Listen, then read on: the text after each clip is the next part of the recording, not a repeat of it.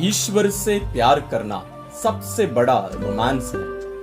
उन्हें ढूंढना सबसे साहसिक कार्य, उन्हें पाना सबसे बड़ी मानवीय उपलब्धि। ईश्वर से प्यार करना सबसे बड़ा रोमांस है। उन्हें ढूंढना सबसे साहसिक कार्य, उन्हें पाना सबसे बड़ी मानवीय उपलब्धि। यह कहना है महान संत अगस्टिन का। संत अगस्टिन का जन्म 354 में हुआ और उनकी मृत्यु 430 में हुई। इनकी मां मोनिका इनके लिए 18 साल प्रार्थना करके इनका मन परिवर्तन पाई और उस मन परिवर्तन के बाद ये एक पुरोहित बने और एक महाधर्माध्यक्ष और हमारे क्रिस्तीय इस शास्त्र के एक महान लेखक ये माने जाते हैं। और इनके लेख आज भी हम जो पुरोहित बनते हैं, फादर बनते हैं, आज भी इनके लेखों को पढ़ना, अध्ययन करना अनिवार्य है। यदि आपको अवसर मिले आप इनकी जीवनी जरूर YouTube चैनल से देखिएगा। आज हम इनके इस महान कथन के बारे में मनन कर रहे हैं। इनके साथ वचन से भी, जैसे हम हर दिन करते आ रहे हैं, इससे जुड़ी एक वचन लेकर हम मनन करेंगे। आज ये बहुत ही रोमांटिक बात है, क्योंकि हम ईश्वर के साथ हमारे रोमांस के बारे में मनन चिंतन करने के लिए संत अगस्तिन द्वारा बुलाए गए हैं। संत अगस्तिन के बारे में यदि आप नहीं जानते हैं, एक बात आपको मैं बताना चाहूंगा।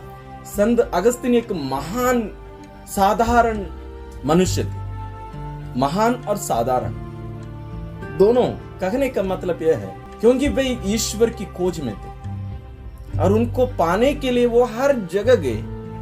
उस समय जो अलग अलग विचारधाराएं थी, हर लोगों के पास वे गए। वास्तव में उनके बचपन में ही वे बपतिस्मा प्राप्त नहीं किए थे, क्योंकि उनके पापा एक गैर क्रिस्तीय थे।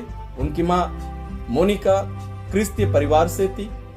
लेकिन संत अगस्तिन एक दिमाग से चलने वाला लड़का या आदमी होने के कारण वे दुनिया में ढूंढे हर चीज, विशेष रूप से ईश्वर की खोज करने निकले और वे कहीं भी ईश्वर को नहीं पाए। संत मोनिका अपने बेटे के लिए ईश्वर से 18 साल घुटने के बल आंसू बहाते बहाते प्रार्थना करती रही। ईश्वर उनकी प्रार्थना सुनी और उनका मन परिवर्तन हुआ। ना केवल मन परिवर्तन हुआ, वे एक पुरोहित बने और धर्माध्यक्ष बिशप बने। उनके इस कथन का मतलब क्या है? ईश्वर से प्यार करना सबसे बड़ा रोमांस है। वे इस शब्द का उपयोग कर रहे हैं। अंग्रेजी में वे ये कहते हैं to fall in love with God is the greatest romance. असली में हिंदी में उतने जोर के साथ नहीं बोल पा रहे हैं। उसका अनुवाद करते समय शायद उसका जो गहराई है, मुझे पूर्ण रूप से मैं उसको प्रकट नहीं कर पाया हूं। लेकिन उनका कहना देखिए, ईश्वर से प्यार करना सबसे बड़ा रोमांस है। जब हम ईश्वर के प्यार के बारे में सोचते हैं, क्या कहीं रोमांस दिखता है? नहीं, हमें ये सूखा प्यार जैसे लगता है। ईश्वर मनुष्य बने, हमारे लिए दुख उठाए, मरे, पुनर्जीवित हुए और हमारे लिए स्वर्ग में विराजित है, वो इंतजार कर रहे हैं। एक बहुत अच्छी कहानी या एक कल्पना जैसे लगता है और इसमें कोई मजा नहीं, जैसे हम कहते हैं ना, कोई मजा नहीं इस लव में। लेकिन संत अगस्तिन कहते हैं कि ये सबसे बड़ा रोमांस है। ईश्वर के प्रेम में रोमांस है। कैसे? क्या आप किसी से प्यार करते हैं, वो किसी भी प्रकार का, आप उनके लिए क्या कर सकते हैं? प्रेम प्रेमी को प्रेमिका के समान बना देता है या प्रेमिका को प्रेमी के समान बना देता है। आज हम दुनिया में जो प्यार देखते हैं वो क्या होता है? प्रेमी प्रेमिका को अपने समान बनने के लिए दबाव डालता है या वो उल्टा भी होता है। लेकिन वास्तविक ये रोमांटिक प्रेम, ये जो ईश्वर का जो रोमांस है, वो क्या किया? उनको वो स्वर्ग से इस धरती पर ना केवल ले आया बल्कि हमारे समान बना दिया। वे हमारे समान रहे, आपके समान रहे। वो कितना रोमांटिक है। आप थोड़ा सा कल्पना करके देखिए। आप यदि थोड़ा सा बुजुर्ग हैं आपके विवाह के समय आप लोग पति पत्नी के बीच में जो प्यार था, या आप यदि युवक युवती हैं, आप लोग मूवीज में देखे होंगे या स्वयं अपने जीवन में अनुभव किए होंगे, वो जो रोमांटिक लव, माने ये कोई छुपाने की बात या गंदी बात इस प्रकार की नहीं, बल्कि जो वास्तविकता है, ईश्वर हम में जो प्यार डाले हैं, अपना वो जो रोमांटिक प्रेम का जो गुण हम में भी डाले हैं, ये बहुत गहरा है। और देखिए वहां आपके उस प्रेम में आपके जीवन साथी या आपका साथी या आपके दोस्त आपको खुश करने के लिए आपके समान, आप जैसे चाहते थे वैसे ही वो बन गए। उसमें जो रोमांस है, प्रेम है, गहराई है, यहाँ संत अगस्तीन उसके बारे में बात कर रहे हैं। और आज संत अगस्तीन हमसे प्रेरित कर रहे हैं इस रोमांटिक लव के रास्ते पे, इस रोमांस में आगे बढ़ो, ईश्वर के प्यार में। ईश्वर जो हमारे जैसे बनकर हमसे प्यार करने के लिए इस धरती पर आए, संत अगस्तीन कहते हैं हमें इस रोमांटिक प्रेम, ईश्वर के इस प्रेम में हमें भी पागल होकर हमें आगे बढ़ना है। इस दुनिया में आप संतों की जीवनी लेकर देखिए, हम इन दिनों भी संतों के बारे में जानने का प्रयत्न किया, उनकी जीवनी भी थोड़ा बहुत देखे। एक छोटा सा उदाहरण, असीसी के संत फ्रांसिस, आप उनके बारे में थोड़ा सा जानने का प्रयत्न करिए, उनकी जीवनी देखिए, हिंदी में जरूर YouTube वीडियोस मिलेंगे आपको। वो आदमी ये दुनिया की खुशी और आनंद और सभी रोमांस में लगा हुआ था, लेकिन जब यीशु को जाना, वो अपना सब धन दौलत, ये दुनिया का मोह माया, खुशी आनंद सबको त्याग कर यीशु के प्रेम में पागल होकर नंगे घर से निकला। अपना जो पहना हुआ कपड़ा भी निकालकर अपने पापा के हाथ में देकर वो निकल गया घर से। उतना पागलपन है इस प्रेम में। और संत अगस्तीन आगे कहते हैं, उन्हें ढूंढना सबसे साहसिक कार्य। साहस आपको जरूर पसंद होगा। जैसे हम देखते हैं हमारे लड़कों को, विशेष रूप से बाइक चलाते समय साहस, उसमें एक अलग से एक मजा है। आप भी कुछ कार्य करते समय आपको भी लगता होगा मुझे रिस्क लेना चाहिए, उसमें जो आनंद एक अलग प्रकार का। संत अगस्तीन कहते हैं ईश्वर को ढूंढने में हमें भी साहसिक बनने के लिए हमें बुलाते हैं। रिस्क लो ईश्वर को पाने के लिए। लोग इस दुनिया में दूसरों को पाने के लिए, अपना लक्ष्य पाने के लिए रिस्क लेते हैं, बहुत सारी चीजों को खोने के लिए तैयार हो जाते हैं, साहसी बन जाते हैं। लेकिन क्या हम ईश्वर को पाने के लिए, ईश्वर को ढूंढने के लिए साहसी बनने के लिए तैयार हैं? और तीसरा है, उन्हें पाना सबसे बड़ी मानवीय उपलब्धि। आज मानवीय उपलब्धि क्या देखा जा रहा है मालूम आपको? शायद आपको जानकारी नहीं होगी, स्पेस टूरिज्म। यानी लोग आज दुनिया में घूमना ये छोटा कार्य मान लिए। अभी अच्छी एक बड़ी उपलब्धि है हम स्पेस में, यानी आपको अलग से जैसे उड़ान भर के लोग जाते हैं एरोप्लेन में, वैसे भी नहीं, ये अलग प्रकार का है। आप जाके गूगल करके देखिए स्पेस टूरिज्म क्या होता है। लोग अभी ऊपर चंद्रमा उधर सब जाने के लिए तैयार हो रहे हैं। कुछ लोग जाके भी आगे, और यदि आप भी जाना चाहते हैं तो करोड़ों रुपया इकट्ठा करके रखिए, जा सकते हैं। उसको मानवीय उपलब्धि माना जा रहा है। लेकिन संत अगस्तीन कह रहे हैं ईश्वर को पाना सबसे बड़ी मानवीय उपलब्धि है। ये कहां तक सच है हम उसके बारे में मनन करेंगे ईश्वर के वचन की सहायता से। हम लेंगे विधि विवरण ग्रंथ अध्याय 6 पद संख्या 4 और 5। यहाँ ईश्वर मूसा के द्वारा कहते हैं, इस्राएल सुनो, हमारा प्रभु ईश्वर एकमात्र प्रभु है। तुम अपने प्रभु ईश्वर को अपने सारे हृदय, अपनी सारी आत्मा और अपनी सारी शक्ति से प्यार करो। कैसे कैसे ईश्वर से प्यार करना है? अपने सारे हृदय, सारी आत्मा, सारी शक्ति से प्यार करो। ये रोमांटिक प्यार में ऐसे ही होना चाहिए। यहाँ ईश्वर के साथ हमारे इस रोमांटिक प्यार में ईश्वर हमसे कह रहे हैं कि हमें ईश्वर को सारे हृदय, सारी आत्मा और सारी शक्ति से प्यार करना है। यानी हर संभव हमें एक कोशिश करनी चाहिए कि ईश्वर से प्यार करना, ईश्वर को पाने ही अपने जीवन का लक्ष्य हमें मानना चाहिए। आप थोड़ा सा कल्पना करके देखिए, ईश्वर से बड़ा, ईश्वर से अच्छा, ईश्वर से सुंदर क्या कोई मनुष्य हो सकता है? या कोई भी लक्ष्य आप अपने जीवन में बनाए होंगे, क्या हो सकता है? नहीं, संभव ही नहीं है। और जब हम नियम सुनते हैं, नियम शब्द सुनते ही हमें बहुत खराब लगता है और हम उसके विरुद्ध चलना पसंद करते हैं। आदम और हेवा से ईश्वर कहे इस फल को मत खाना, और उन लोग उसी को ढूंढते गए। जब हमारे माता पिता कहते हैं बेटा इसको मत करना, हम उसी को करना पसंद करते हैं, क्योंकि हम ये देखना चाहते हैं कि उन लोग जो कहे हैं उसके विरुद्ध में जाना क्यों गलत है और क्यों उन लोग कहे हैं, हम उसको करके देखना चाहते हैं।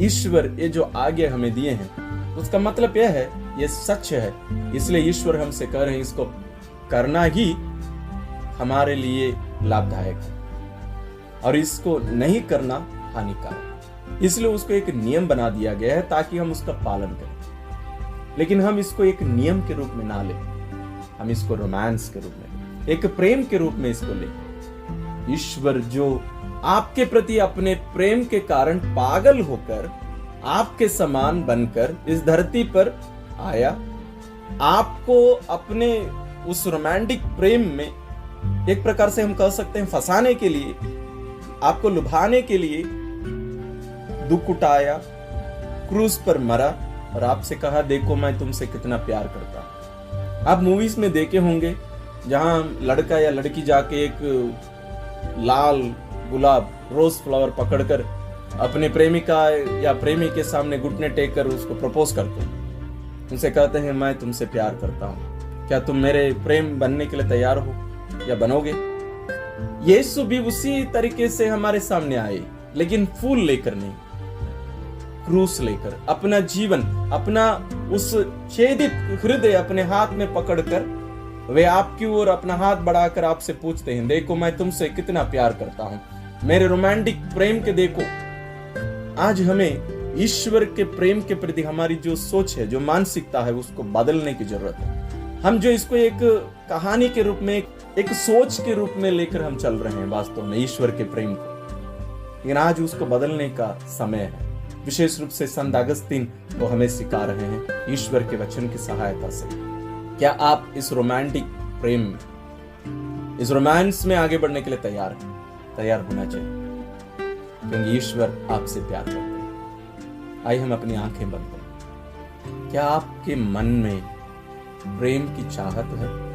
आप शायद कोई मनुष्य से प्यार करते होंगे, लेकिन आप पाते हैं कि उस मनुष्य जिससे आप प्यार करते हैं वो आपके प्यार को नहीं समझ पाया है और आपके उस प्रेम का मूल्य उसको मालूम भी नहीं। आप थोड़ा सा इसको बदल के यीशु को आपके जगह पर रखिए और सोचिए, वो ईश्वर है, एक साधारण मनुष्य नहीं, ईश्वर है। वो आपके समान अपने आप को नीचे करके आपकी स्थिति में आए, इतना कमजोर अपने आप को बनाए कि लोग उन पर थूक सके, थप्पड़ मार सके, उतने छोटा कर दिया अपने आप को। और आपको अपनाने के लिए, आपको लुभाने के लिए, आपको अपने साथ ले जाने के लिए, आपको अपनाने के लिए, आपको अपना प्रेम बनाने के लिए इतना दुख उठाया, क्रूस पर मरा, फिर भी क्या आप उसके प्रेम को स्वीकार किए? उनको कितना दुख लगता होगा। आज हमें इस सच्चाई को स्वीकार करने की जरूरत है। ईश्वर ऐसा नहीं है कि उनमें कोई भावना नहीं है, नहीं, वो अपने आप को एक प्रेमी के रूप में, एक भाई के रूप में, एक पिता के रूप में हम पर प्रकट करते हैं। और जहां प्रेम है वहां दर्द है, जहां प्रेम नहीं है वहां दर्द नहीं। आज आपके प्रति अपने प्रेम के कारण, मेरे प्रति अपने प्रेम के कारण यीशु छेदित है।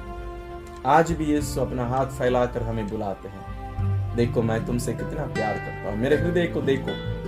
प्रभु यीशु का अति पवित्र हृदय का जो त्योहार है, इसका मतलब यही है, ये कोई कहानी नहीं, कोई कल्पना नहीं है। आज आप यीशु के प्रेम में पागल होने के लिए तैयार हैं। हम इस दुनियाई मोह माया में, लोगों के प्रेम में पागल हो जाते हैं, लेकिन आज ईश्वर के प्रेम में, ईश्वर के लिए पागल होने के लिए क्या आप तैयार हैं? हमारे पहले बहुत सारे लोग चले गए जिनको हम संत कहते हैं। लोग हंसते हंसते अपना जीवन कुर्बान कर दिए यीशु के नाम पर, यीशु के प्रेम के लिए, यीशु को पाने के लिए। कैसी यात्रा में आप भी जुड़ना चाहते हैं? यीशु चाहते हैं कि आप हाँ करें। आइए हम प्रार्थना करें। एक हमारे प्रिय यीशु, ये मेरे प्राण प्यारे यीशु, मैं सबसे पहले मेरे प्रति आपके प्रेम के लिए आपको धन्यवाद देता हूँ। आपका प्रेम अकथनीय है और मैं आपसे माफी मांगता हूँ, विशेष रूप से उन सभी क्षणों के लिए जब मैं आपके प्रेम का अनदेखा किया, आपके प्रेम को अस्वीकार किया, आपके प्रेम को एक कहानी के रूप में मैंने लिया, एक वास्तविकता के रूप में, सच्चाई के रूप में मैंने नहीं लिया। मैं आपके प्रेम पर विश्वास नहीं कर पाया। मैं ये स्वीकार नहीं कर पाया कि मुझ जैसे इतने कमजोर पापी मनुष्य से आप इतने विश्वमंडल के ईश्वर कैसे मुझसे प्यार कर सकते हैं। ये कहकर मैं कभी आपके प्रेम को स्वीकार नहीं कर पाया, आपके प्रेम को मैं कभी सच नहीं मान पाया और इस कारण मैं आपको दुख दिया हूं, मैं आपके प्रेम को ठुकराया हूं, अनदेखा किया हूं। उन सभी क्षणों के लिए मैं आपसे माफी मांगता हूं और आज हमें आप कृपा दीजिए कि हम आपके प्रेम को समझने पाए, अनुभव करने पाए, स्वीकार करने पाए और हम भी आपके समान इस प्रेम की यात्रा में आपकी खोज में निकले और आपको पाना ही हम हमारे जीवन का लक्ष्य, हमारे जीवन का उपलब्धि मानकर इसके लिए अपने संपूर्ण जीवन अर्पित करने की कृपा हम सबों को दीजिए। प्रभु यीशु, यहाँ हमारे साथ इस प्रार्थना में जुड़े हुए आपके इन भाई बहनों को, आपके इन प्रियजनों को आपके हाथों में अर्पित करता हूं। उन्हें हर एक को आप आशीषित करिए, सभी को अपने आशीर्वाद से भर दीजिए। विशेष रूप से इनके अन्य जो भी प्रार्थनाएं हैं, उनकी जरूरतें हैं, सब कुछ आप जानते हैं, उन सबको पूरा करने की कृपा कर। और ये सभी भी, हम सभी, सारी मानव जाति आपके इस प्रेम को, जो आपको इस दुनिया में हमारे समान इस धरती पर ले आया, हम समझने पाए, स्वीकार करने पाए और आपके प्रेम को हाँ कहकर, अपना कर, अपने आप को आपके लिए अर्पित करके आपके लिए जीने की कृपा हम सबों को मिले। हम ये प्रार्थना करते हैं अपने प्रभु क्रिस्त के द्वारा, आमीन। महान संत अगस्तीन के द्वारा ईश्वर आप सबों को आशीर्वाद प्रदान करें।